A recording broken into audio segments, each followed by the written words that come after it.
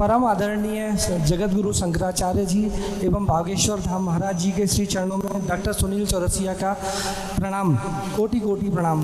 महाराज जी, मेरा एक प्रश्न है, जैसे आपने बताया कि भारत को हिंदू राष्ट्र बनाना है, लेकिन दलित समाज हिंदू धर्म में एक बहुत बड़ी हिस्सेदारी रखता है। ये दलित समाज, लेकिन ये अब हम पिछले कुछ वर्षों में देख रहे हैं कि दलित समाज हिंदू धर्म से विमुख होता जा रहा है और ये बौद्ध धर्म अपनाता जा रहा है। तो आप इसके लिए कुछ करने की कृपा करें, मेरा आपसे आग्रह है। आप हमको सोया हुआ समझते हैं। जो मेरा कर्तव्य है गुप्त प्रकट हर प्रकार से उसका पालन भगवान की कृपा से करता हूँ। दूसरी बात है, दलित शब्द हमारा दिया हुआ है, मायावती का दिया हुआ है। आपको मालूम है दलित शब्द कितना घृणित है? दलित माने पाँव से रौंदा हुआ। ये हमारे अंत्यज माने छोटा भाई, अग्रज माने बड़ा भाई। हमारे यहाँ दलित शब्द नहीं है, मायावती का दिया हुआ है। माने उन्होंने कहा कि हम लोग कुछ ले गए, पाँव से कुछ ले गए। बिना ब्राह्मण के काम मायावती का भी नहीं चल रहा। अपनी पार्टी में सब ब्राह्मण भरे जा रही हैं। तो हमने क्या कहा, दलित शब्द हम लोगों का दिया हुआ नहीं है। हमारे यहाँ अंत्यज माने छोटा भाई, अग्रज माने बड़ा भाई। लाड़ प्यार का शब्द था अंत्यज, अब दलित कहते हैं। दलित जो जाते हैं, सुनो, पद दलित हो जाते हैं। अभी आप सुनो, अर्थ की दृष्टि से विचार करने पहले, आजकल दिशाहीनता में मुख्य कारण अर्थ है या नहीं? धीरे से बोलूँ, जितने कुटीर उद्योग लघु उद्योग है वो किनके हाथ में था जी? चप्पल बनाने का काम, वस्त्र बनाने का काम, ये सब किनके हाथ में था? अर्थ का स्रोत जिनको पकड़ा दिया गया, आर्थिक दृष्टि से उनको विपन्न बनाया गया। क्या आंखें खोल जाएंगे? अंग्रेजों के शासनकाल में उनके साथ अत्याचार हुआ,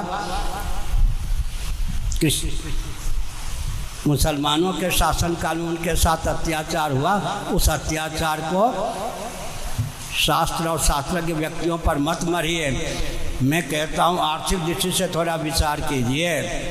आर्थिक दृष्टि से विचार करेंगे, जितने लघु उद्योग कुटीर उद्योग सब किनके हाथ में था?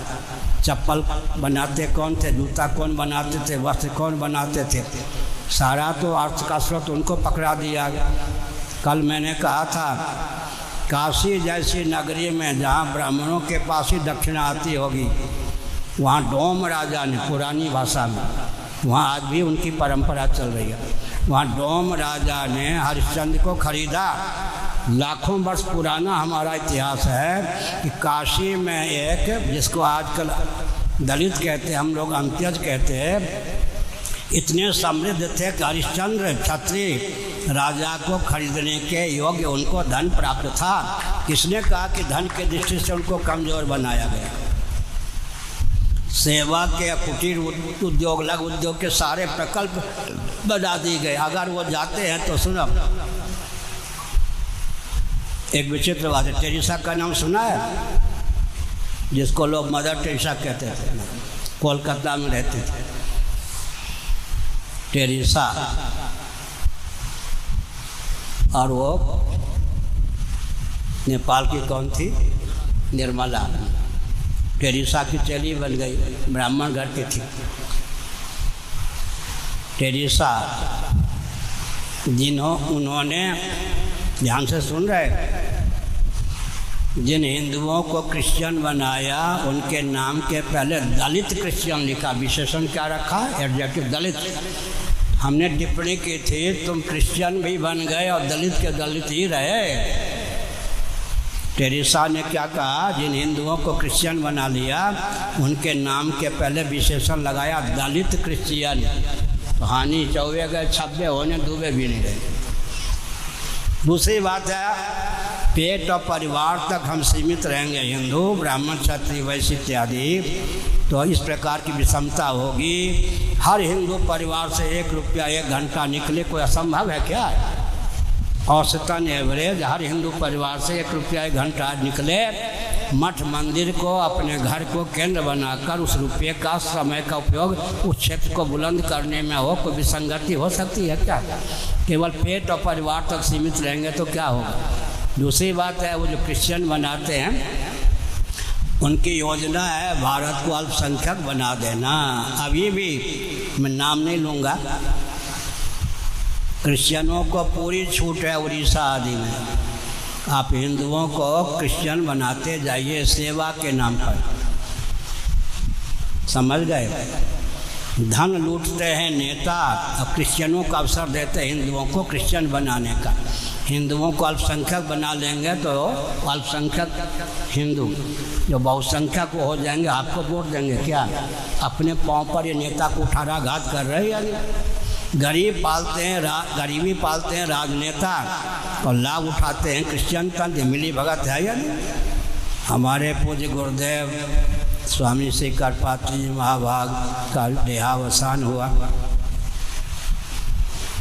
हमारे पूर्वाचार्य सोनामधन निरंजन देवते जी महाराज उनके शरीर को गंगा जी में विसर्जन करने के लिए आए। उन दिनों में शंकराचार्य नहीं था। एक स्टीमर पर ऊपर गद्दी बना के बैठा हुआ व्यक्ति बोला, हे शंकराचार्य सावधान। महाराज तो राजस्थान परंपरा के, गुजरात परंपरा के थे, वो तो एकदम। फिर कौन है ये स्टीमर पर बैठा बड़े ऊँचे डोम राजा? आज आ जाओ लाडले प्यारे आ जाओ, क्या चाहते हो? मुझे टैक्स दिए बिना आप करपात्री महाराज के शरीर को प्रभावित नहीं कर सकते। मैं डोम राजा हूँ, सच्ची घटना मेरी आंखों से। क्या चाहते हो भैया? बेटा स्वामी करपात्री महाराज के गले की एक माला दे दीजिए, टैक्स तो मुझे चाहिए।